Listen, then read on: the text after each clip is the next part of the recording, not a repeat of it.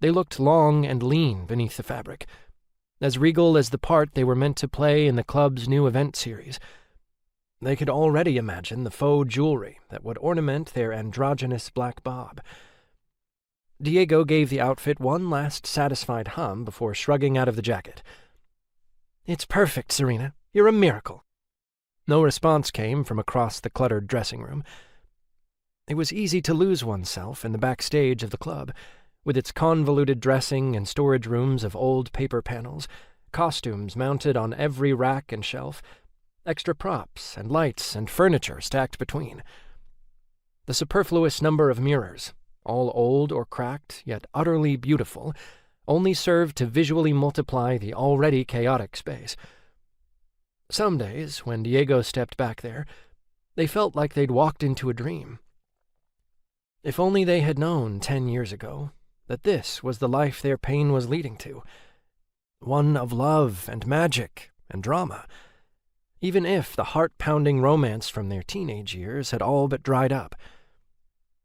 Diego turned the radio down, cutting off Green Day halfway through a line of Listen to Me Whine. Without the music, it seemed strangely quiet. "Serena?" The club regularly built off outfits and fabrics compiled from estate sales and business closure buyouts, and last Diego checked, Serena had been preparing to stock their mound of half-folded cop uniforms in a storage room until their blues could be reused in far better ways. But now the pile sat unattended. Damn, where was she? 6 months ago, they wouldn't have worried. But since the threats started, it was better to be safe than sorry, and better to be sorry than dead. Diego prepared to call for her again, but as they stepped toward the hall, they caught a rising sound from the club's side entrance, a near shouting that included something much like their name. It was not actually their name.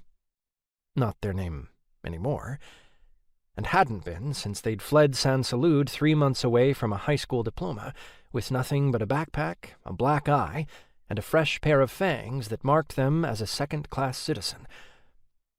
But that had been nearly a decade ago.